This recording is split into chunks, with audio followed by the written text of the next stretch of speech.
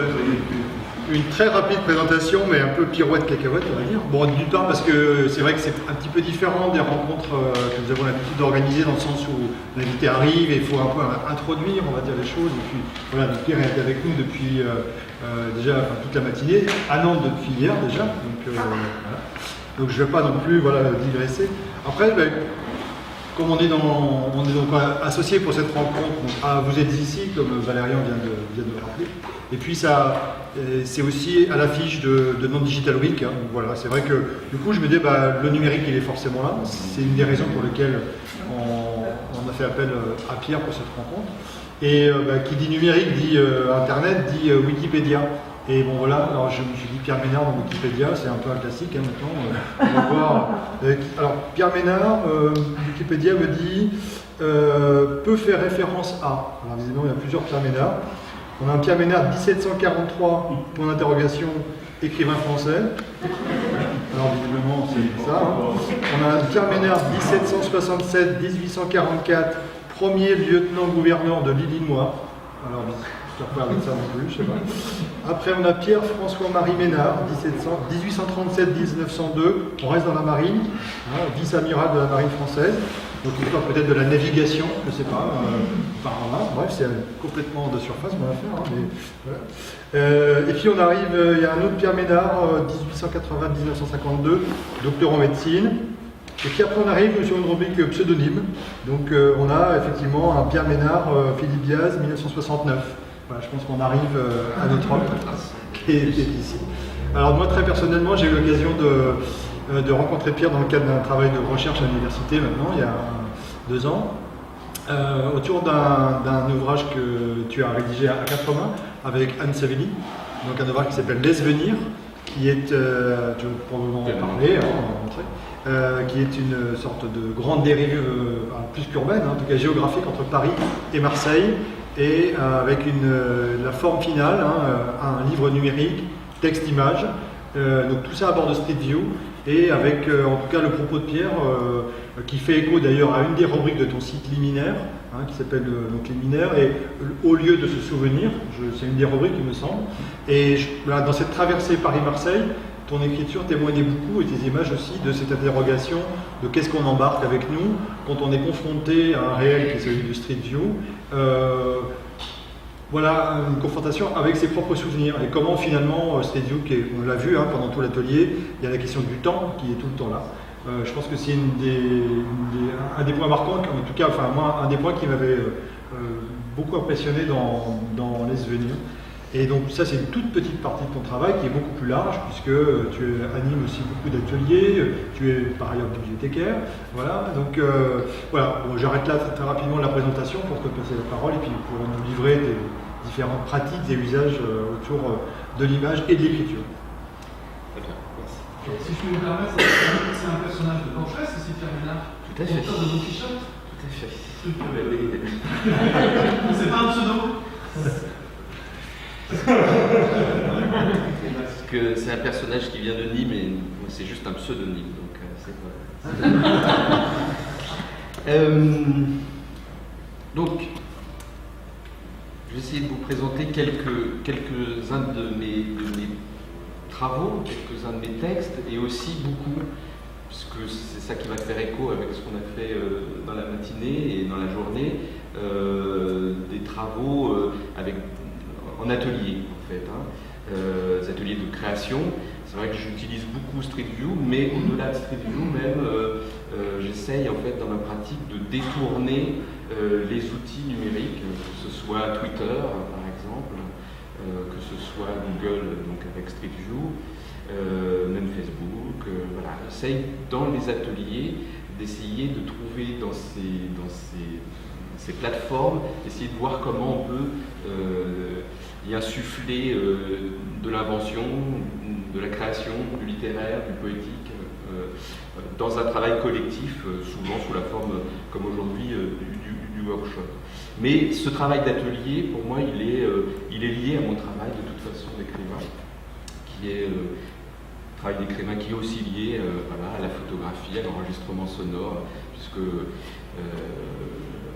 moi j'édite des ouvrages qui soient à la fois imprimés chez dans l'édition classique, on va dire, mais aussi chez des éditeurs comme Publi.net, avec qui je suis très lié depuis le début, puisque je travaille encore avec eux pour éditer certains textes. Donc Publi.net, c'est une maison d'édition en ligne, mais qui aujourd'hui, qui publie des livres numériques, mais qui aujourd'hui publie en même temps la version numérique du livre et la version papier, pour donner une matérialité, une visibilité, parce que c'est ce qui rend difficile la découverte d'auteurs en numérique, c'est que voilà, il n'y a pas de matérialité avec le numérique. Donc on peut avoir une certaine renommée sur Internet, mais ça ne suffit pas pour faire passer des textes. Et les librairies, c'est quand même et les bibliothèques, c'est quand même des lieux importants du relais sur la littérature. Et donc voilà, la trouvaille, c'était d'allier le numérique et l'imprimé. Je vous montrerai un de mes livres qui est imprimé sous ce principe tout à l'heure. Donc le premier texte dont je voudrais vous montrer un exemple, ça c'est donc mon site, j'y reviendrai un peu plus tard. On va naviguer entre... C'est Laisse venir, qui est un livre, comme tu l'as dit, coécrit avec Anne Savy, qui se trouve être un auteur qui est ma voisine, en plus. Voilà. On voit pas encore. Donc Laisse venir, c'est une sorte d'hommage aussi à un très beau texte que j'aime beaucoup, qui s'appelle Les Autonautes de la Cosmoroute. C'est un grand livre de Julio Cortázar, qui est un des auteurs fétiches.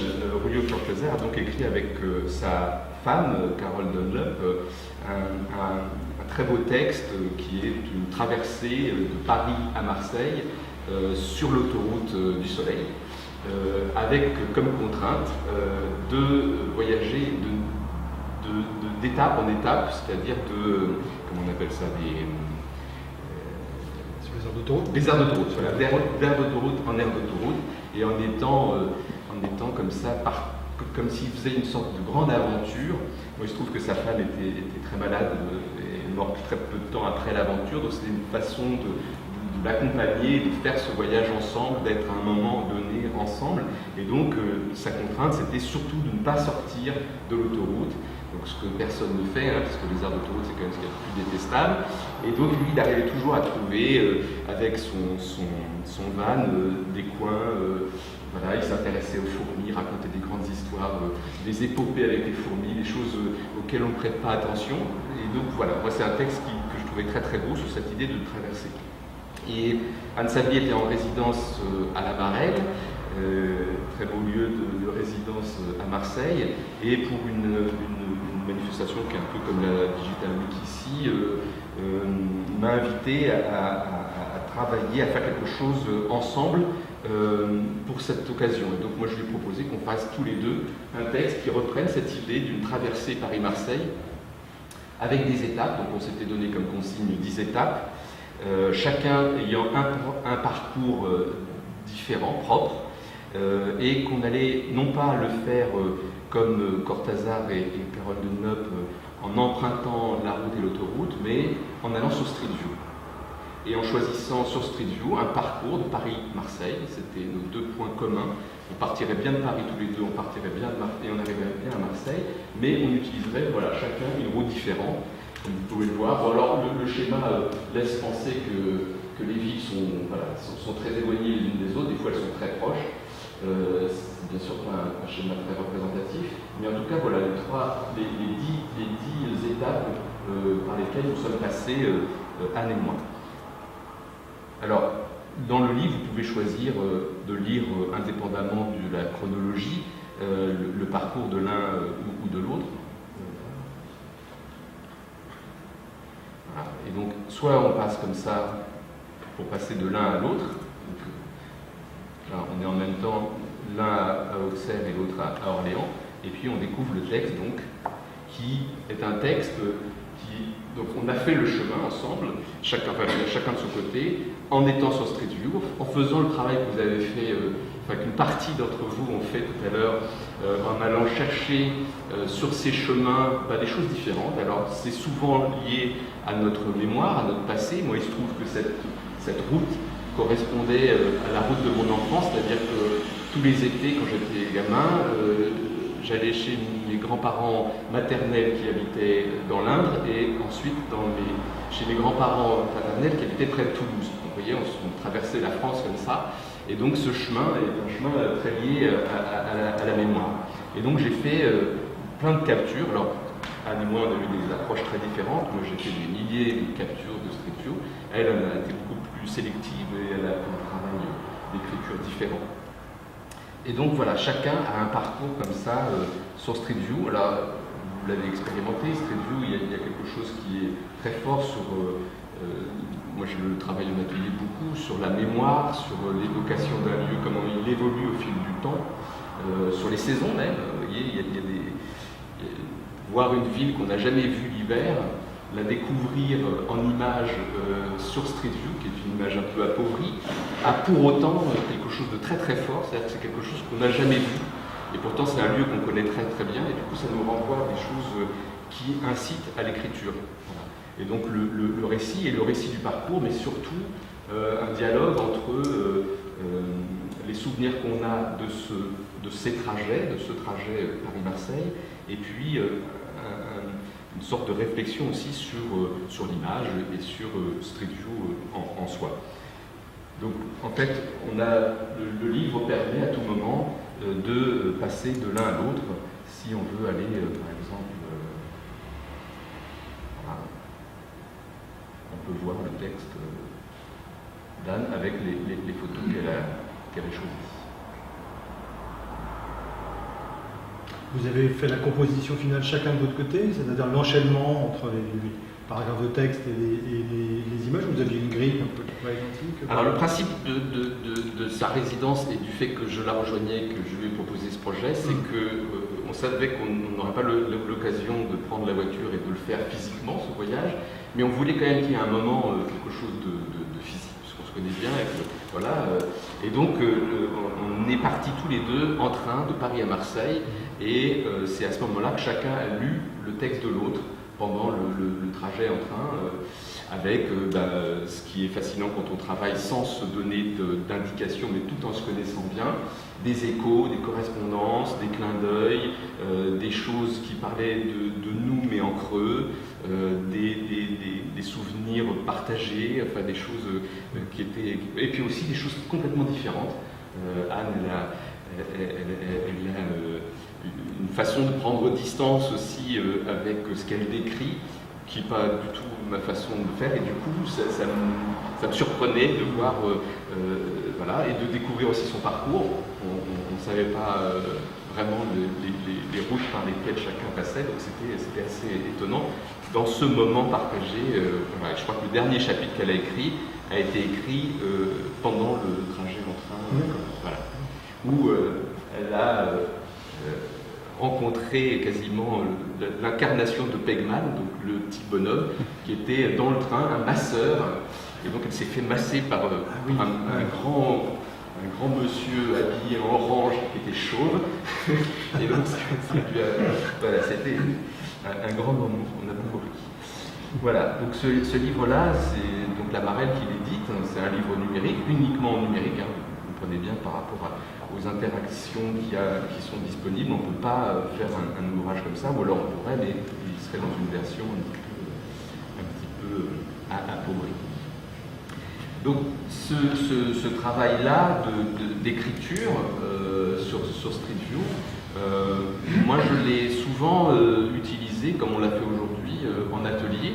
Alors je l'ai fait, il se trouve que j'interviens tous les ans à Sciences Po, puisque Sciences Po a, pour ses deuxièmes années, depuis 8 ans maintenant, une offre, un corpus d'ateliers très, très variés, photo, musique, danse, théâtre et littérature. Alors, au début, moi j'intervenais plus en écriture numérique, mais en fait, c'est plus classique. Et du coup, dans le cadre de ces ateliers, j'ai eu des pratiques autour de Street View, mais pas que. On a aussi, c'est ce que je vous disais tout à l'heure, détourné Twitter. Vous connaissez tous Twitter, vous l'utilisez plus ou moins peut-être. En fait, quand on regarde bien comment fonctionne Twitter, c'est comme un livre. Après, malheureusement, ce qu'on y lit ne ressemble pas tout à fait à ce qu'on attend d'un livre, mais dans la structure même de Twitter, malgré cette contrainte des aujourd'hui 280 caractères, chaque intervenant, chaque personne qu'on suit est comme un personnage auteur en fait, qui va donner des informations à un moment donné. Et donc moi j'imaginais ce livre-là, comment un livre changerait si tout d'un coup un personnage disparaissait. C'est-à-dire sur Twitter, on peut décider de ne plus suivre telle personne et bon, dans son fil d'actualité, on a l'impression que ça ne change pas radicalement. Mais imaginez que dans un roman avec des personnages, tout d'un coup vous enlevez ce personnage-là, comment ça ferait évoluer ça. Et donc, on était il y avait une vingtaine d'étudiants, et on a essayé, au fil d'ateliers d'écriture, parce que moi je propose souvent des ateliers d'écriture, on a essayé de composer ensemble une histoire qui serait diffusable sur Twitter et pour voir ce que ça pourrait donner. Donc voilà, c'est un exemple. On a fait plusieurs ateliers qui étaient autant d'étapes du récit. Alors le récit il était tout simple, c'est encore une fois un écho à ce qu'on a fait aujourd'hui.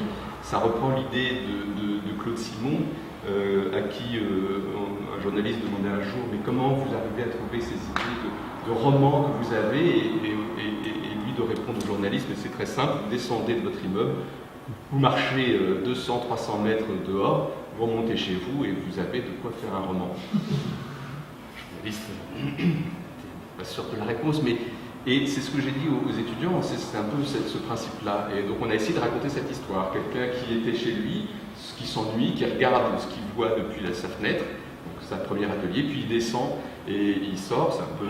C'est un peu aussi la trame d'un homme qui dort de Pérec, hein, quelqu'un comme ça qui s'ennuie et qui va errer dans la ville et puis essayer de découvrir un peu, se révéler à soi-même et découvrir la ville.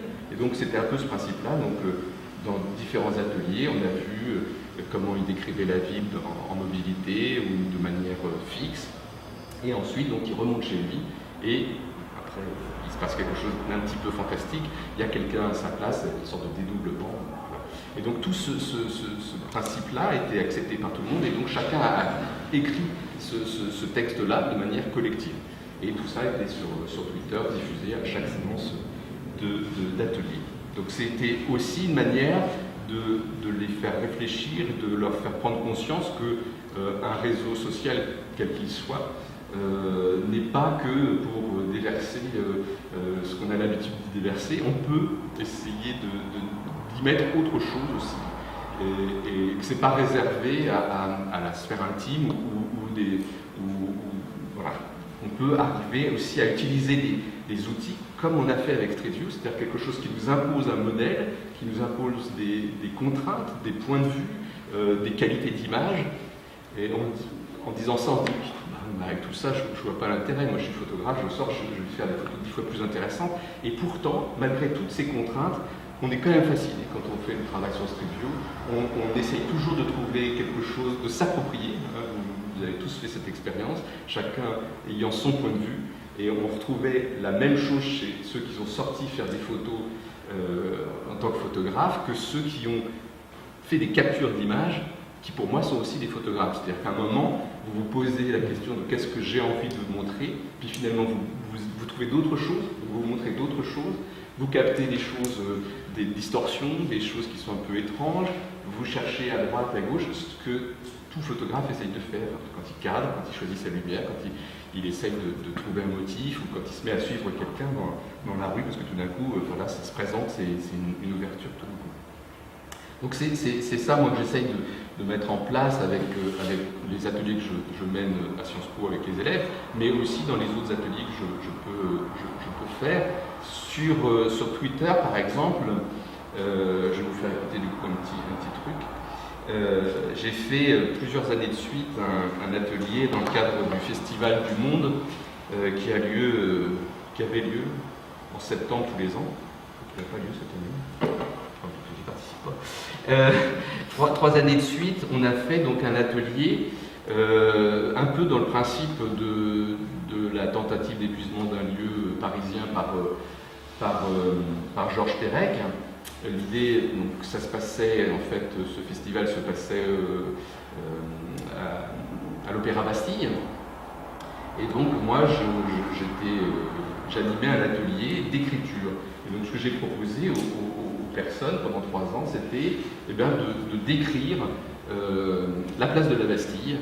Donc, ils étaient une année où on n'était que 10, mais sinon c'était entre une vingtaine de participants. Et donc pendant 2 heures, ils tournaient, ils avaient comme lieu, comme vous aviez tout à l'heure votre zone bleue ou votre zone jaune, à décrire tout ce qu'ils voyaient. Donc je leur donnais des contraintes, alors c'est le moment publicité, je leur donnais des contraintes en fait d'écriture. Voilà, il se trouve que j'ai publié un livre qui s'appelle Comment écrire au quotidien, qui est donc un livre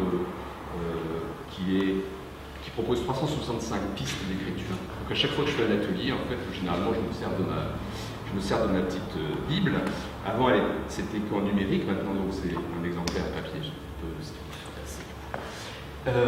Et du coup, je leur propose comme ça une dizaine de pistes condensées de regard, sur l'écoute, sur le point de vue, sur l'attention. Voilà. Et pendant 2 heures, ils tournent autour de la place de la Bastille. Et moi, je documente la place de la Bastille autrement. C'est-à-dire que je photographie et je fais des vidéos de ce moment-là. Alors, si je les croise, je les photographie. Et puis sinon, je montre la place. Et l'idée, c'est qu'à la fin de l'atelier, ils reviennent tous. Alors, je n'ai pas précisé, donc c'est sur Twitter. Donc pendant les 2 heures, ils tweetent en direct. Et donc en direct, on a une sorte de description de la place, ses bruits, ses activités, ses manifestations, quand il y a des manifestations, ses incidents, ses moments de bonheur, ses moments de vacuité aussi. Et donc chacun, comme ça, peut aussi répondre à l'un, repartager ce qui a été fait sur Twitter et décrit la place en même temps. Et ensuite, quand ils reviennent, j'enregistre tous les tweets qu'ils ont fait, donc les tweets c'est relativement court, donc ça va relativement vite. Et à partir des images que j'ai fabriquées, donc on va expliquer quelque chose, à partir des images que j'ai montées, alors, la première année c'était que de la photo. Par exemple.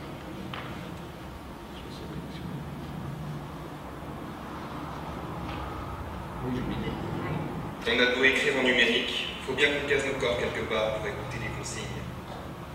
Derrière les vitres de l'Opéra Bastille, la ville qu'on nous a chargé d'épuiser, à coups de pouce.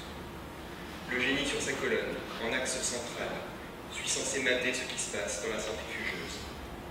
T'as le bruit des bikers, des sirènes, des moteurs, et la voix des bikers qui parasitent ton son, ça arrive par inadvertance. T'as des échafaudages, y a pas d'ombre sur le sol. T'as de la musique pour les victimes, c'est festif. À la Bastille, on aime bien Mimi Cochin. Elle est si belle et si gentille. Changer de monde, c'est avant tout changer de lunettes. L'utopie est à la stigmate. Il ouvre un paquet de cartes Magic, regarde ce qu'il a obtenu, ouvre les yeux, enfin, et putain, il chiale. J'ai failli me faire renverser par une trottinette en tweetant. Je viens de louper une géniale épitaphe. T'as une pile de pompe, les gens prennent en photo la pile de pompe. Le soleil est revenu, y a pas de jeu dans cette phrase. Extrait choisi. Lundi muscu, mardi vélo, le micro-ondes pour décongeler, le prix des Activia à New York. Faut vider mon MP3. Les Parisiens doutent du changement de saison. Opter pour une doudoune sécurisée ou faire de la résistance sans regretter.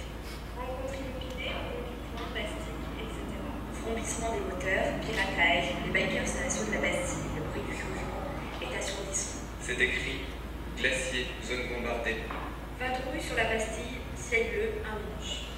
Padam, padam, padam. Edith Piaf change encore le nom, place de la Bastille. Where else? Je tweete, tandis que ça cause fort dans le monde, près de moi. Je cherche UMQC, on me suggère Hunger Games. Un monde sans mine antipersonnel. Ça, ce serait un changement. Deviner l'équivalent de la place de la Bastille. Le tel écrit Devinez la place de la Bastille. Paris, c'est Paris, dit l'homme attablé derrière nous. Bonjour, vous voulez signer une pétition contre les mines? Chapeaural, tout autour de la place. Quand tu signes, enfin la pétition, on te met un autocollant. Et tu disparais du radar des t-shirts de jour. À côté de la pyramide, t'as l'accueil VIP. Le logo, c'est du texte blanc sur fond blanc.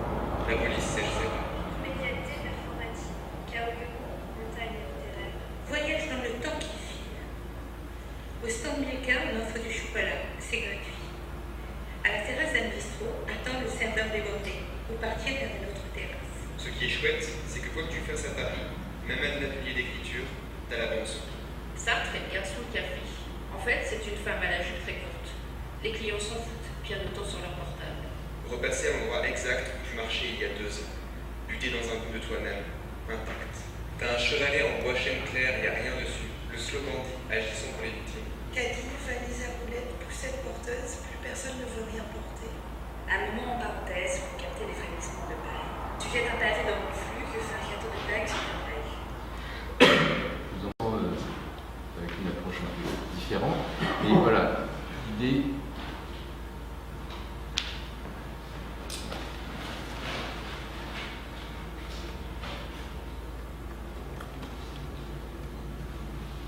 En fait, d'écrire, se filmer, enfin photographier. En fait, eux, ils photographiaient et ils écrivaient tout ce qu'ils voyaient, tout ce qu'ils entendaient, tout ce à quoi, tout ce que ça leur rappelait, les évoquait, etc.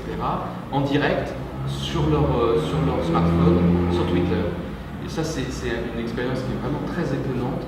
C'est que les retours que j'en ai eu à chaque fois, c'est la difficulté que c'est d'écrire en situation de mobilité dans un espace relativement, on va dire, anxiogène que peut être la ville, avec sa circulation, avec ses bruits, avec le danger même, hein, voilà, et que c'est compliqué d'être attentif à ce qu'on voit, à ce qu'on a envie de décrire, commencer à prendre son smartphone, commencer à rédiger la phrase qu'on a en tête, et au moment de l'éditer, c'est-à-dire pourtant c'est pas long, 280 caractères, on perd le fil, c'est le danger qu'il y a. Et c'est une expérience qui est assez étonnante pour ça.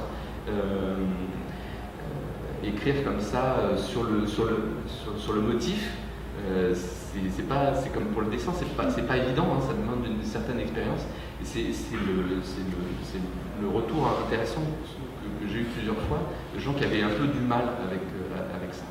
Mais moi, c'est ce qui m'intéresse, arriver sur cette contrainte-là d'écrire en mobilité, c'est aussi d'être dans comme la capture d'une image, essayer d'arriver à trouver cet accéléré-là, et du coup, ne plus être dans des phrases très longues, très fabriquées, mais aller dans quelque chose de beaucoup plus syncopé, parce que, de toute façon, sinon on perd ce qu'on avait l'idée d'écrire, quoi. Donc on est obligé. Et donc c'est vraiment du coup une écriture qui retransmet au plus près ce qui se passe à ce moment-là. C'est sûr qu'on le ferait en pleine campagne, au milieu de vaches, la chose serait complètement différente. Et vous enregistrez en même temps? Alors il n'y avait pas d'enregistrement son. Le son c'était après, à l'issue de l'écriture en direct. C'est moi qui ai enregistré leur voix. Donc ça aussi c'est quelque chose moi auquel je suis très sensible, les voix. Pouvoir entendre comme ça des tessitures différentes, manières de lire différentes, ça me plaisait bien. Alors juste un tout petit passage.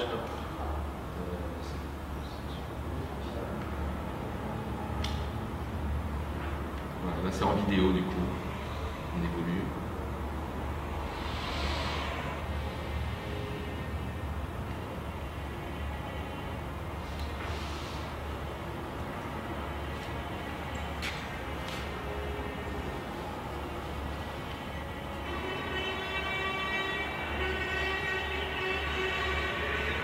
Découvrir la ville, les yeux sur son smartphone, drôle d'idée, les odeurs surgissent, aveugles, les piétons me frôlent, musique.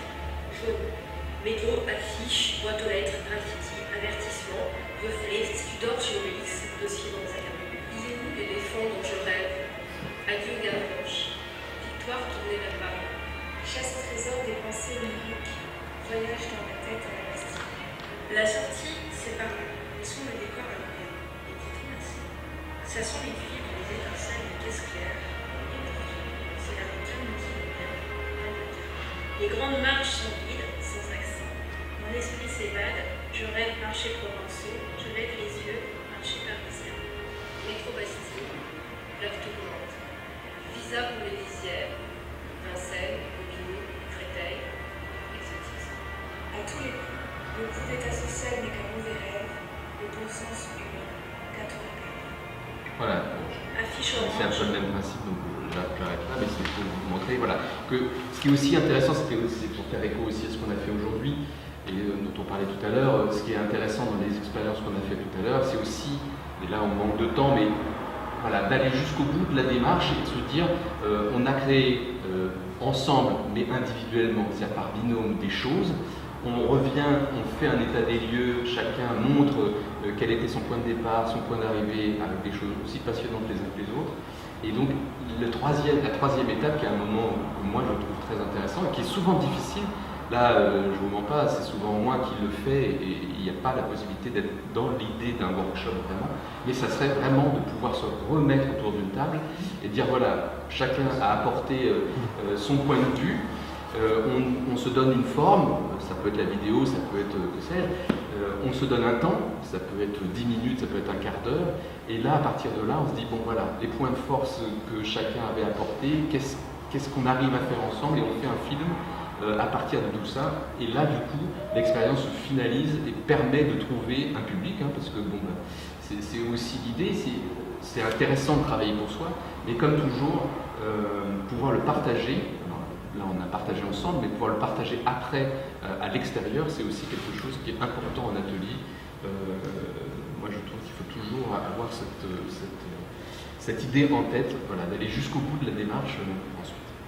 Voilà. Et j'ai l'impression que les images fixes correspondent mieux à la contrainte. Cette idée d'avoir comme ça les scènes qu'on peut regarder plus attentivement. On n'est pas au flux du film et c'est vrai. Ce côté, on se pose, on regarde. Ouais. C'est vrai, j'ai l'impression que c'est... Oui, mais là ce qui était intéressant, c'est que du coup, et c'est pour ça que ça s'est arrêté au bout de 3 ans, c'est que ça a permis de faire évoluer, de réflişir à des formes différentes. Mais je suis d'accord. Je pense qu'effectivement, entre les tweets et l'image elle-même, avec parfois des effets de correspondance qu'on fait sciemment, des échos, ou au contraire, on ne montre pas l'image, mais on la montrera plus tard, et du coup, mentalement, on dit ah oui, ça je l'ai entendu, et là ou je l'ai lu, et là je le vois, ça a plus d'écho que. Bon, puis là en plus il se passait plein de choses, il y avait plein de bruit, c'est vrai que dans la vidéo, c'est vrai que c'est un petit peu. Moi, maîtriser l'écrire partout, notamment sur Twitter, cette fois-ci, avant c'était un peu ça permet de maîtriser encore plus ton approche de la photo, c'est-à-dire de si je la publie, c'est pour cette raison-ci, c'est pour cette raison-là, il y a un sens, je lui donne par la légende, par l'histoire que je raconte, et ça permet de mieux maîtriser l'ensemble et de faire des bons choix. C'est-à-dire qu'une mauvaise photo, on croit qu'elle est bonne. On a du mal à écrire dessus, c'est peut-être qu'elle est un peu vite. Non. Oui, non, mais après, juste sur l'écriture elle-même, il n'y a pas de censure, c'est-à-dire qu'ils écrivent ce qu'ils veulent. C'est juste la censure, en fait, c'est le temps en fait dont chacun dispose. Oui, mais alors ça gêne un petit peu au début, mais en fait c'est plus l'attention, la difficulté d'être concentré sur ce qu'on a vu. Ce qu'on essaye d'exprimer, de mettre en 280 mots, et toutes les choses qui nous percutent autour et qui nous assaillent et qu'on voudrait écrire à ce moment-là. C'est plus ça qui est difficile en fait, mais encore une fois que je trouve passionnant. Moi j'ai une petite question de savoir si, très rapidement, là, on perçoit effectivement des pistes dont on travaille aussi bien de création, comme on a vu avec Anne Savelli, qu'en atelier.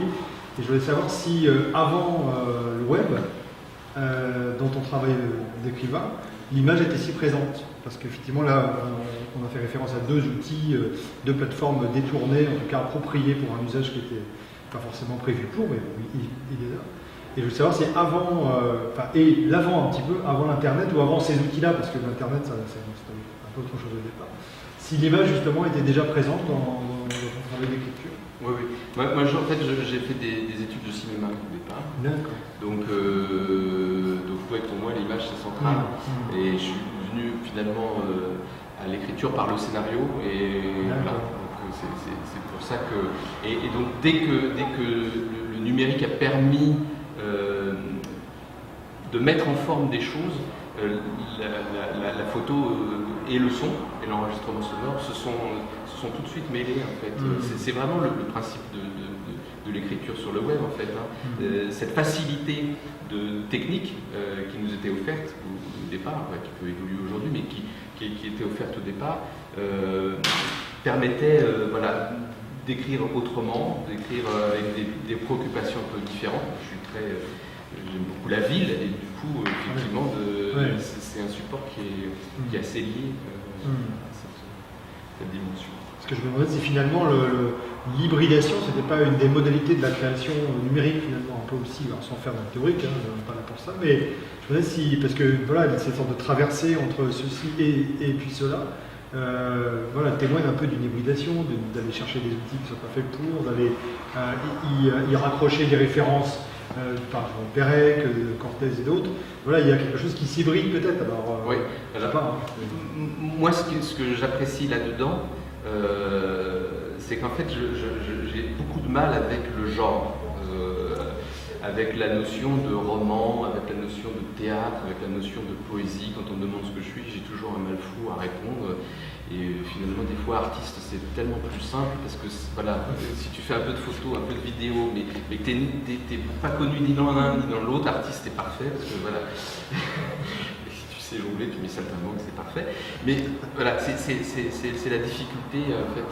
Et moi, ce qui me plaisait, c'était parce que si on doit répéter des formes qui existent déjà, avec des histoires qui existent déjà, moi, ça ne m'intéresse pas.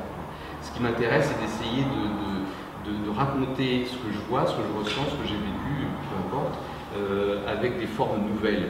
Et c'est vrai que du coup, l'hybridation, pour ça, c'est parfait. C'est-à-dire que forcément, c'est parfait et en même temps, ça pose des difficultés de récension. C'est un livre, comme j'ai montré tout à l'heure, Laisse venir, il n'a de place qu'en numérique. Donc forcément, au bout d'un moment, ce genre de projet, on ne les pense plus que pour le numérique. Et donc, au bout d'un moment, on néglige complètement ce qui est demandé par l'édition plus traditionnelle, puisqu'on est dans des choses qui le mettent de côté, pour de bonnes raisons parfois, techniquement, voilà, et puis pour de mauvaises raisons d'autres fois, parce que c'est pas ce qui leur plaît, qu'ils veulent une histoire qui a un début, un milieu, une fin, et qui raconte une histoire heureuse. Donc forcément, l'hybridation, pour ça, moi, elle me permet surtout ça, c'est-à-dire d'être en dehors de n'importe quel genre, et d'avoir du romanesque dans la poésie et d'avoir quelque chose de très poétique dans le roman, peu importe, mais dans l'histoire que tu vas écrire ou dans le récit que tu écris. Et le numérique dans son côté, parce que le numérique a pris, c'est difficile maintenant de parler du numérique parce que c'est tellement fragmenté et tellement des choses avec lesquelles on a du mal à prendre de la distance, mais est-ce que hors du numérique, tu as une pratique comme ça, hybride, qui renverrait à... ou est-ce que c'est vraiment lié à ce type de technique qui permet maintenant de faire toutes sortes, aussi bien du son, de l'image, du texte, etc. Est-ce que avant le numérique, tu avais une pratique, je ne sais pas s'il y avait un avant dans ta pratique, avant, j'essaie de remonter un peu là où... Oui, oui, mais plus de l'ordre du plastique, quoi. Ouais, donc, il n'y a pas vraiment de production. D'accord. Okay. Non, mais parce qu'on voit que du coup, je pense que le numérique, et puis l'édition et l'auto-édition aussi, je pense que la question de pouvoir activer quelque chose avec des solutions comme Twitter dont tu as parlé, qui sont, ou des blogs, on sait que l'avènement des blogs est une part importante dans l'activité de la littérature contemporaine. La publication pouce-bouton, où en 3 clics on peut publier quelque chose. J'ai l'impression que ça prend une place assez importante dans une bascule peut-être. Alors ça a son importance, mais en même temps, pour moi ce qui m'intéresse dans l'utilisation des auteurs par rapport au numérique, c'est la durée, c'est-à-dire c'est aussi inscrire, c'est ce qu'on se disait tout à l'heure par rapport à son site. Moi, j'ai commencé en 2005, vraiment en 2010 après, donc c'était un blog, c'est devenu un site. Il y a des milliers d'articles dedans, de textes. C'est mon principal outil, ma principale œuvre. Et en même temps, c'est pas diffusé. Enfin, c'est diffusé, c'est accessible, mais il n'y a pas un éditeur. Effectivement, là, du coup, je m'auto-publie, mais ça permet une grande liberté, ça permet d'expérimenter plein de choses, ça permet de fabriquer quelque chose qui n'est jamais clos, en fait, qui continue tout le temps. C'est un peu la difficulté du numérique, c'est qu'on n'arrive jamais à finir l'objet. Alors, sinon, par rapport à d'autres, je voudrais vous montrer d'autres projets qui sont plus dans ma pratique forcément. Là, c'est plus un projet, vous voyez, lié à mon métier, parce que j'ai un métier de bibliothécaire en fait. Bibliothécaire, je suis responsable de la médiation numérique dans une bibliothèque de la ville de Paris. Et donc, quand je suis arrivé à la ville de Paris, je leur ai dit, moi, j'aimerais bien qu'on travaille sur cette notion de quartier, parce qu'on dit toujours les bibliothèques à Paris sont dans un réseau, maillage à peu près une bibliothèque tous les 500 mètres. Mais qu'est-ce que ça veut dire travailler avec les gens du quartier? Qu'est-ce que ça veut dire faire des partenariats avec le quartier? Et donc j'ai décidé, je leur ai proposé qu'on fasse une carte qui montrerait l'évolution du quartier. Et donc depuis 2 ans, je l'alimente et je demande à des participants, donc des utilisateurs de la bibliothèque et des collègues aussi, d'enrichir cette carte. Donc elle est principalement remplie sur le fil Instagram de la bibliothèque. Alors pendant longtemps ça a été une fois par jour. Une fois par jour, en fait, je prenais une photographie du 10e, ou du 19e, ou du 18e, ou du 11e arrondissement, puisque le quartier de la bibliothèque est ce grand, je l'appelais la zone. Voilà, c'est ce grand périmètre, vous voyez, avec les 2 gares, avec les buts de Chaumont à droite, et nous on est ici. La bibliothèque, elle est là. Voilà. Et donc tous les points violets, c'est les photos Instagram que j'ai fait depuis 2 ans. Maintenant que tous les dimanches, mais voilà. Et les points rouges, c'est quand il y a plusieurs photos. Voilà. Et donc progressivement, sur cette carte, viennent s'accumuler d'autres pistes, pas que la photo. Il y a tous les films qui ont été filmés dans ce quartier. Donc on a par exemple ici... alors ça c'est des reportages qui ont été faits par des jeunes du quartier, mais des films plus anciens. On a des photos, donc ça c'est des gens qui ont participé, qui ont mis des photos à eux. On a des extraits de textes qui parlent de ce quartier. Je ne sais plus où j'avais trouvé, dernièrement j'ai trouvé un extrait d'Olivier Callio qui parle, je crois que c'est là. Ouais, dans son dernier bouquin, Histoire de la littérature récente, alors sur écran, vous verriez mieux, il parle, avec son ironie mordante, il parle de la halle secrétant qui s'appelle les 5 fermes maintenant. Voilà, donc des photos, on propose aussi des parcours, un peu comme les formes de workshop qu'on a fait aujourd'hui, donc à peu près une fois par an, autour d'une thématique. Une fois, ça a été autour des œuvres de street art qui étaient... Non, c'est pas celui-là,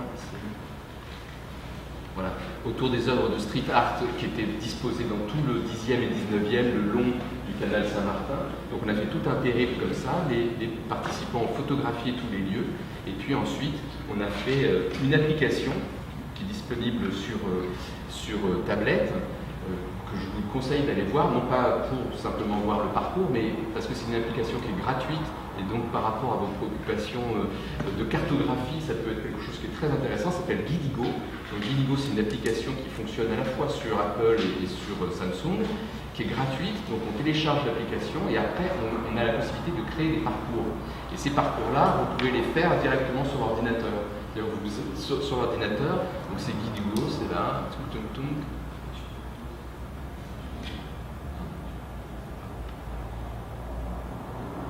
vous avez plein de parcours, alors il y en a qui sont payants, qui sont touristiques, c'est des choses qui peuvent être bah tiens, le secret du port de Nantes, vous en avez un là, hop, vous voyez. Mais vous pouvez créer votre parcours en fait, il suffit d'être connecté, et après c'est comme un blog, donc on télécharge les photos, on les géolocalise, et puis lui, il dessine automatiquement le parcours, et si vous voulez après préciser vraiment qu'il faut tourner à droite, alors que lui il avait un peu fait tout droit, vous avez des petits points sur la carte, et on fait un parcours. Ce qui fait qu'après, les gens téléchargent l'application, puis le parcours que vous avez mis en mode gratuit, moi je l'ai fait plusieurs fois déjà, et de manière géolocalisée peuvent se balader avec des visuels. Voilà, c'est disponible sur smartphone et sur... j'ai été en résidence là, pendant 3 ans dans un collège, une école d'Argenteuil. Donc j'ai fait travailler des élèves allophones pendant toutes ces années autour de la notion de ville. Eux, ils arrivent dans une ville qu'ils ne connaissent pas, de pays totalement différents, ils ne connaissent pas la langue non plus. Et on travaille sur qu'est-ce que c'est que la ville, qu'est-ce que c'est que ton quotidien, quel est ton parcours depuis le quartier nord pour descendre jusqu'au collège, comment tu... Voilà. Donc on a fait une application, on a utilisé cet audio guide pour le faire. Pour montrer. Voilà.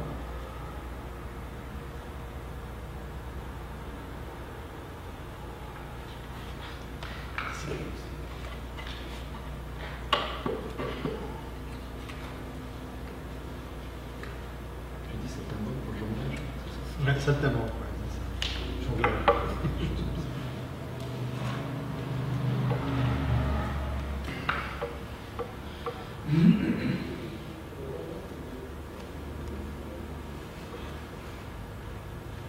Par exemple, celui sur Street Art à la carte.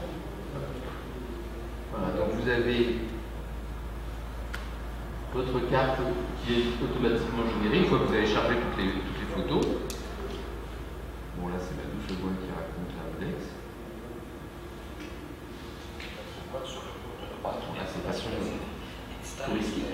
Le sort, avec labyrinthe noir et sort réalise des silhouettes dansantes qui s'affichent sur le mur à côté de diverses œuvres de street art. Habillées de diverses manières, les jeunes femmes qu'elles représentent donnent sens aux saxons et aux guitares. C'est les participants à la petite. Oui, le numérique, c'est ça aussi. Et parfois, il y a la possibilité d'avoir des outils qui sont faciles d'accès, faciles d'utilisation, qui sont gratuits, et qui après ont un mode de diffusion qui est intéressant.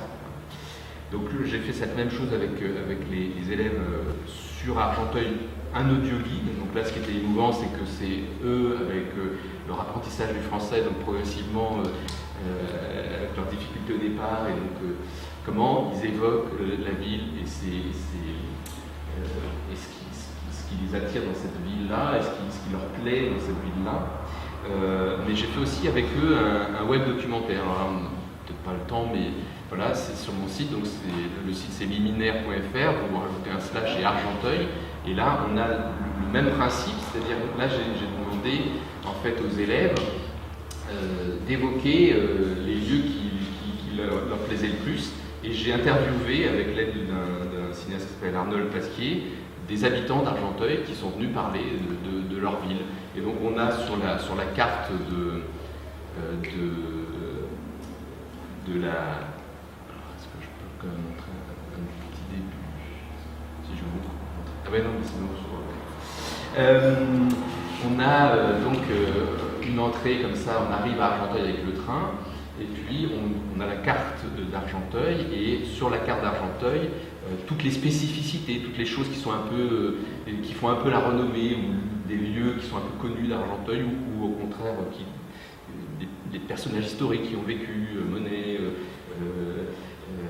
les asperges, des grands producteurs d'asperges, ça a été pendant longtemps des grands producteurs de raisins et d'asperges, voilà, et on clique là-dessus et on a un enfant qui nous parle de lui, puis après un habitant d'Argenteuil qui nous parle de sa ville, et à chaque fois un plan de la ville à chacun pour les habitants d'Argenteuil de reconnaître les lieux, ou pour ceux qui ne connaissent pas les lieux. Donc voilà, encore une fois, c'est encore une forme, un outil, un essai, une expérience qui à chaque fois nous déporte un petit peu, nous malmène un petit peu, nous prend parfois du temps. Le documentaire, ça m'a pris des mois et des mois, plus jamais je refais ça. Voilà. Alors que Guidigo, c'est super, hein, c'est vraiment un outil impeccable pour ça. Mais en même temps, quelle satisfaction à la fin d'avoir un objet artistique ou voilà, une présentation pour des gamins qui ont travaillé là-dessus, quand ils voient ça, quand il est montré dans un cinéma, du public le voit, ils sont bluffés quoi, d'avoir participé à quelque chose. Est-ce que, du coup, j'ai une petite question par rapport à, enfin, c'est un peu une manière de jouer sur les mots, mais enfin, tout à l'heure je parlais d'hybridation, de ce côté multimédia, parce qu'évidemment le web a permis tout ça, bien évidemment, enfin le numérique et le web, mais je pense aussi à ton activité donc, de médiation numérique, donc entre multimédia et médiation, voilà, il y a cette histoire du média qui est là, et j'ai pas vraiment de questions par rapport à ça, mais juste faire l'observation qu'effectivement, qu'une forme à un moment donné puisse apparaître dans un média audiovisuel, en quoi elle serait particulière ou en quoi elle serait différente par rapport à l'écriture par exemple, où on sait qu'on peut avec un papier et un crayon s'en remettre à son expressivité du moment et trouver là une manière de pouvoir voilà. Alors je sais pas, encore une fois c'est pas vraiment une question, mais est-ce que voilà, comment... typiquement, par rapport à des élèves allophones, pour rester sur le dernier exemple, l'écrit, ils l'ont pas. Donc on est bien heureux d'avoir la possibilité de visiter les lieux ensemble. On ne se connaît pas encore, on se découvre comme ça, on découvre la ville en même temps qu'on se découvre, et puis progressivement, moi je voyais, c'est ça qui est super émouvant, l'apprentissage du langage qui arrive au fur et à mesure des séances. Tout d'un coup, ils se mettent à parler et à la fin, quand on finalise l'objet, effectivement, ils parlent français, ou en tout cas pour la plupart. Donc cet outil numérique avec les médias différents, pour eux, c'était indispensable, quasiment. Pour d'autres, à l'inverse, et c'est ça que j'aime bien dans ce travail-là, c'est que travailler à la fois avec des élèves allophones et à la fois avec des élèves de Sciences Po, vous voyez qu'il y a comme une sorte de... mais c'est aussi intéressant eux à Sciences Po, qui ont un certain bagage, on va dire, mais ils ont aussi beaucoup de rigidité, ils ont aussi beaucoup d'ornières, ils ont aussi beaucoup de choses qui sont, façonnées. Quand on les fait écrire, c'est quelque chose qui ressemble plus à de l'écriture un peu journalistique, ou au contraire, pour ceux qui n'ont pas beaucoup écrit, qui est très biographique. Et donc arriver avec le travail autour des médias, que ce soit sur Street View, que ce soit autour de Twitter, ou quand j'ai travaillé avec eux sur le son, ça les décale et ça permet de voir autrement un outil. Voilà, c'est des digital natives, donc et eux, Twitter, quand je leur dis on va travailler sur Twitter, ils ont l'impression qu'ils vont rien apprendre. Mais ils apprennent rien, c'est juste, on se décale un petit peu, on voit l'objet de manière un peu différente, on l'aborde de manière un peu différente, et on essaye de créer quelque chose. On oublie que voilà, ces outils-là peuvent aussi, c'est comme n'importe quel outil, être un outil de création. Et qu'à force de devoir disparaître de tous ces outils de la création, au bout d'un moment, il n'y a plus que des choses informes qui ne sont pas très très intéressantes pour nous. Donc c'est bien, ponctuellement dans ces ateliers-là, de pouvoir redonner... Et tu sens qu'il y a des moments où justement, par exemple pour les étudiants de Sciences Po, où ces formes un peu peut-être rigides commencent à se ramollir un peu, et comment finalement une pratique médiatique ou médiatisée de soi par exemple peut commencer à prendre un peu une autre forme, ou pour eux se dire finalement ah ouais ok on peut aussi faire ça, on peut... Et après bon c'est peut-être pas simple à restituer, est-ce que je... Si, mais simplement après c'est des histoires, comme toujours dans les ateliers, des histoires de temps, ça commence à se percevoir vers la fin en fait, voilà, puis par ailleurs ils ont plein d'autres choses à faire, et du coup, mais on sent très bien les étudiants chez qui ça... Donc il y avait déjà une prédisposition, et ceux chez qui ça a créé des déclics. Quand j'ai fait l'atelier sur le son, là on a vraiment abordé la ville de manière sonore, il y en a 2-3 qui ne font plus que ça aujourd'hui. Ils se sont complètement déviés de leurs études. Voilà. C'est comme une sorte de justification quoi, pour eux. On reste en contact, c'est bien. C'est un signe, ça c'est sûr que c'est un signe. Mais il était déjà là, en fait. C'était juste, il fallait qu'ils se confrontent à ça, et ça leur a... À un moment, ils se sont dit, bah oui, non mais finalement, oui, c'est pas parce que je leur ai dit que c'était bien ce qu'ils avaient fait, mais à un moment, effectivement, eux-mêmes ont senti qu'ils arrivaient, ça déclenchait des choses en eux, et qu'ils avaient cette capacité-là. Donc, voilà. Mais ça, c'est toujours un peu sur la marge, à la fin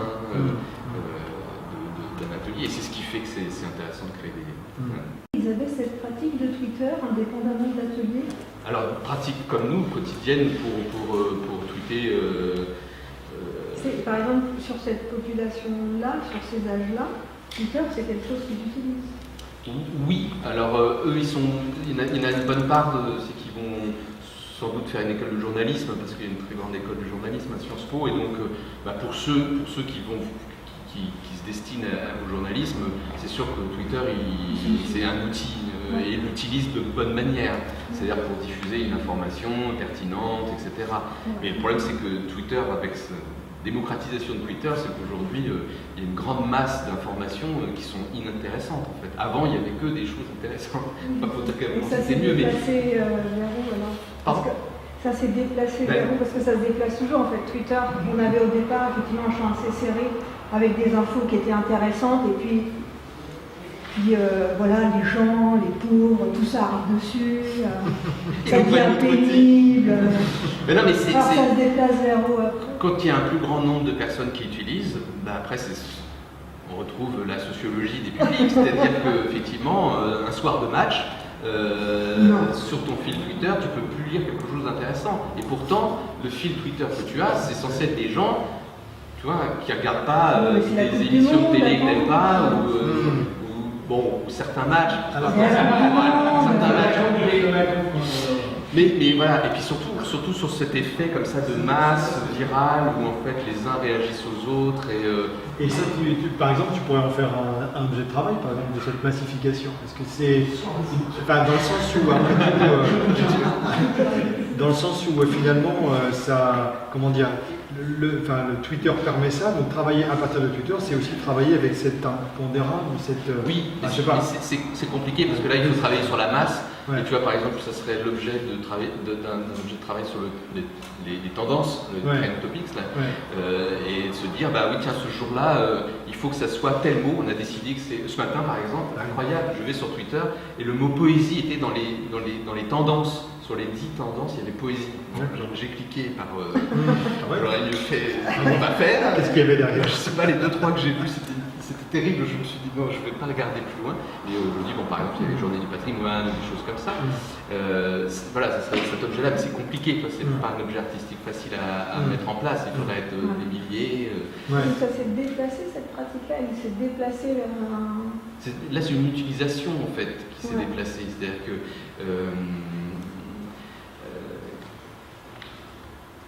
Il y a de plus en plus de gens qui l'utilisent, donc potentiellement, plus en plus de gens que toi tu suis et qui te semblaient sérieux, on va dire, ou qui te semblaient dans ta zone d'écriture ou de lecture, qui à un moment donné vont avoir une tentation que d'habitude ils n'auraient pas eu, parce qu'il y a une masse de gens qui tweetent des choses qui ne sont pas intéressantes, mais à un moment donné, eux, ils s'en font le relais. Parce que sinon, tu ne les vois pas, les gens que tu ne veux pas suivre.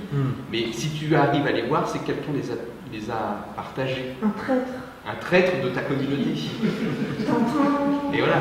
Et donc le travail, ce serait peut-être ça, en fait. Oui, arriver à garder son fil Twitter propre, entre guillemets, parce qu'on va tomber dans quelque chose. C'est ça. Non, mais le fil Twitter, c'est son fil d'actualité. On choisit. Si c'est quelque chose qui est important pour soi, puisqu'on peut partir du principe que c'est comme un journal, je lisais un livre, mais c'est aussi un journal, et si le matin on se dit, ben voilà, je veux. Moi, j'écoute pas la radio, je regarde pas la télé, et je veux savoir ce qui se passe dans le monde, Twitter, pour moi, c'est ça. Donc j'ai choisi les plus bons journalistes, les gens qui sont toujours là où il faut, les bons relais, et j'ai mon information. Et tout d'un coup, j'ai plus ça. Donc il faut que je trouve les bonnes personnes et surtout que j'arrête de suivre des gens qui sont moins, qui se perdent, ou tu vois, qui sont plus dilettantes et qui avant ne faisaient que du journalisme et puis tout d'un coup vont parler de je sais pas quoi, d'autre chose qui peut être intéressant, pas au demeurant, mais qui toi sort de ce que tu as décidé de lire. Comme un écrivain qui tout d'un coup écrit un bouquin qui n'est plus dans tes attentes par rapport à ce qu'il a écrit et ça t'embête et du coup tu ne lis plus. En fait. Mais est-ce que c'est pas non plus quand même l'intérêt de ces outils-là, d'être dans quelque chose qui tout d'un coup d'étranger, de différent, qui nous dérange, qui nous... Je sais pas, quand j'ai dit la radio et j'ai pas Twitter. Sinon, tu es en quelle On est toujours dans les bulles de toute façon.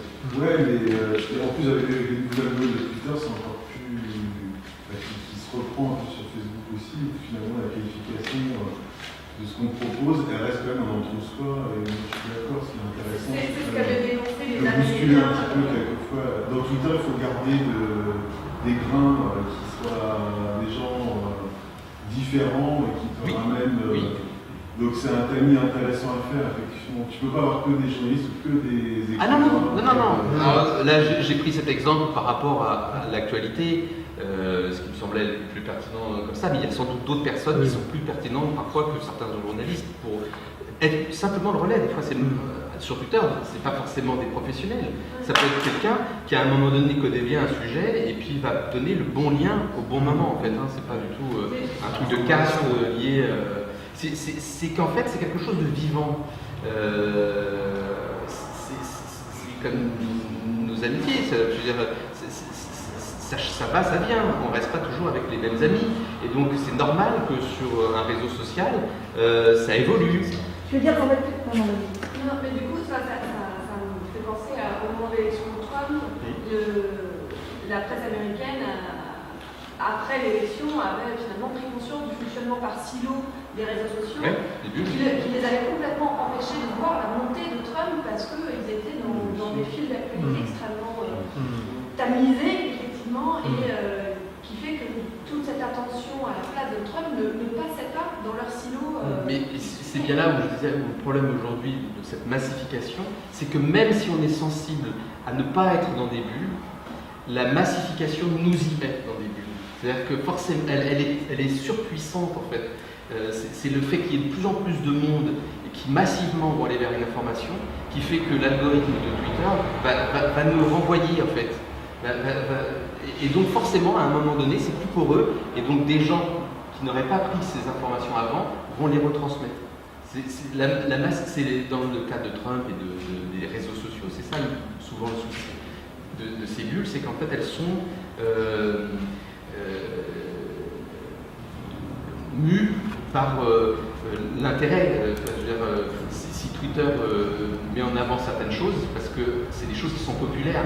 Le problème, c'est que ce qui est populaire, c'est pas toujours bien. Dans le cas de Trump, c'est ça. Justement, c'est l'écueil. C'est-à-dire que les journalistes américains étaient tellement dans des silos fermés qu'ils n'ont pas vu arriver cette place de Trump et qu'ils n'ont pas fait non plus leur travail de journaliste par rapport à ça et à enquêter, ou en tout cas à s'ils sont restés, déconstruire. C'est sûr que s'ils sont restés sur Twitter pour faire leur métier, c'est qu'il y avait un problème de toute façon et que ça explique en grande partie pourquoi Trump est passé. Ça reste une remarquable source d'information Twitter. C'est une remarquable source d'information. On trouve avec des souvenirs, on peut enlever du genre. Et de temps en temps, on les voit ce qui se passe dans les vidéos dégueulasses. 5 minutes, ça suffit. 30 secondes, ça suffit.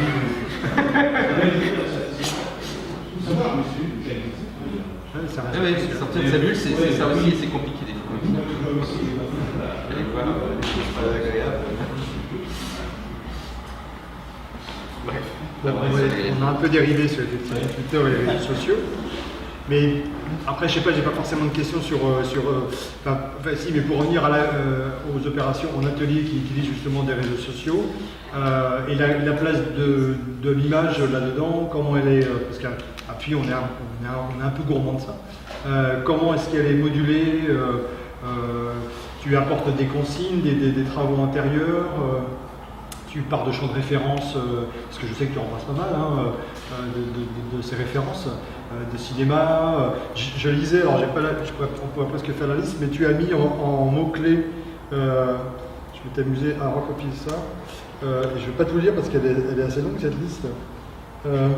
Les mots-clés de la rubrique sur ton blog, la rubrique donc au lieu de souvenir. C'est traversé par architecture, dérive, histoire, cinéma, vidéo, ville, paysage, regard, absence, livre, inventaire, information, Olivier Odassava, Chris Marker, Alfred Hitchcock, Jean-Christophe Bailly, enfin voilà. Avec du beau monde. Il y a ça après c'est des premiers choix, évidemment. Mais du coup après dans la partie atelier, tu as ce travail d'apport, comment ça se passe Oui, cette année en fait, Je l'ai si l'objet est autre que simplement littéraire. Quand je fais un atelier d'écriture pure, à moins qu'il y ait Street View ou d'autres qui sont utilisés, je ne passe pas forcément par la photographie. Cette année, le dernier atelier à Sciences Po, c'était sur la photographie justement. Écrire collectivement un récit photo. Et donc passer par toutes les grands styles de photo, les grandes thématiques de la photo. Donc là, à chaque fois, ça a été documenté. Sur Flickr, j'ai fait des sélections de photographes dans l'histoire pour montrer les photographes avec le point de vue sur la fenêtre, les photographes plus dans la mobilité, les photographes plus dans la ville, etc. Donc il y avait toute une sélection de photos qui leur permettaient. Mais là, c'est parce qu'il y avait une partie d'écriture, mais aussi beaucoup un travail photographique qui était demandé à des élèves qui n'étaient pas forcément photographes, parfois photographes amateurs, et parfois pas photographes du tout. Il y en a même qui n'avaient pas d'appareil au début. Donc c'était intéressant de voir que d'abord ils acceptaient de faire un atelier photo, alors qu'ils n'avaient pas une pratique. Et du coup, forcément, au bout de 12 séances, ils commençaient à avoir une pratique photo. Et parallèlement à ça, du coup aussi une culture, parce que c'est ça qui est impressionnant quand on fait des ateliers, et à Sciences Po tout particulièrement, c'est de voir que la culture des étudiants n'est pas celle qu'on imagine être. C'est-à-dire quand vous demandez, il faut s'accrocher, quand vous demandez aux étudiants est-ce que vous avez lu Georges Perec, une année j'ai eu trois mains qui se sont levées. J'ai dit waouh, quelle année, incroyable. Et c'était l'année où en fait ça avait dû être au bac. Et donc voilà, parce que sinon Perec ils ne connaissent pas. Et moi je travaille plutôt sur les ateliers, si le livre est passé là, dans comment écrire au quotidien, je travaille beaucoup sur des écrivains contemporains. Pas des gens connus, les plus connus ça va être Roubaud, voilà, parce que l'idée au début quand j'ai fait mon livre c'était de faire des ateliers avec des auteurs vivants. Depuis malheureusement il y en a quelques-uns qui sont morts, mais l'idée c'était ça, c'était la littérature contemporaine avec des auteurs vivants. Et donc s'ils ne connaissent pas Perec, forcément même Roubaud ne connaissent pas. Donc là après c'est compliqué, et du coup aujourd'hui je fais comme ce que fait François quand il faisait ses ateliers, c'est-à-dire qu'il y a une grande partie qui est dans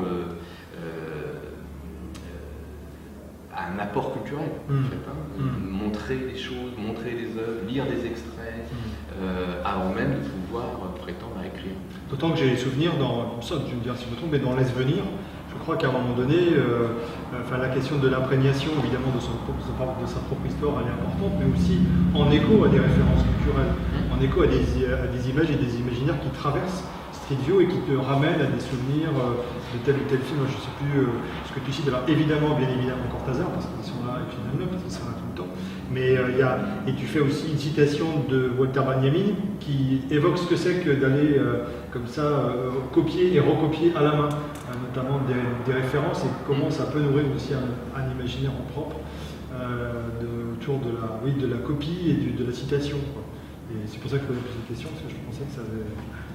Des dépaysement aussi de la livre, parce que tout d'un coup ça fait écho au propos même du livre, et donc qu'il ne soit pas dedans est presque frustrant, et donc voilà, sur des invitations comme ça qu'on fait. Ça se rapproche un peu peut-être du collage, non? Parce que les techniques de collage... Oui, moi pour beaucoup, et c'est pour ça que j'ai utilisé ce pseudonyme de Pierre Ménard,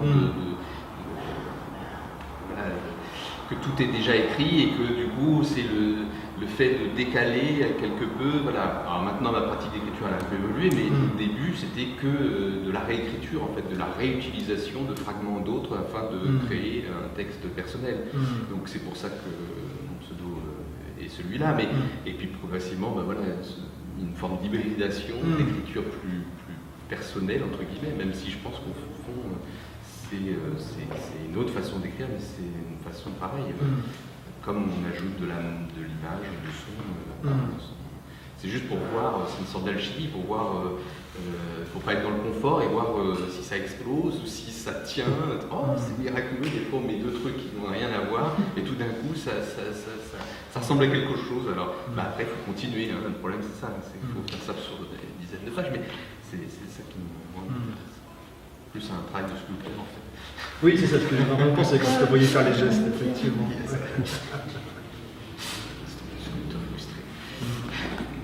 Est-ce qu'il y a des questions?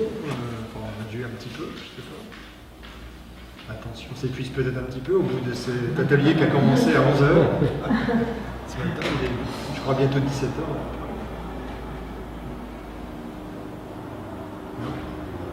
Est-ce que tu voulais éventuellement nous faire part d'autres pour conclure cette rencontre post-atelier? Bon. Merci Pierre. Merci à vous.